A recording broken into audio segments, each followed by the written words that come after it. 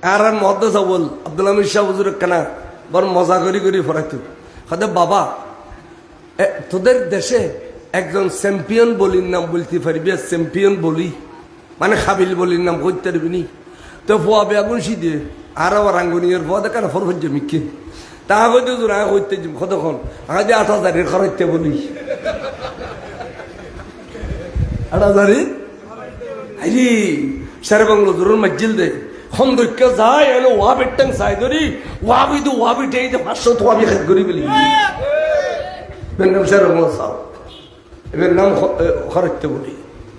সারে বাংলো জোর হইতো খরচতে যদি ব্যস্ত যাই আল্লাহর কসম তোরে ফেলে দিতাম নয় তুই এটা জিহাদ বুঝছিস সুন্নিয়তের বুক আগে জোর খরচতে বলি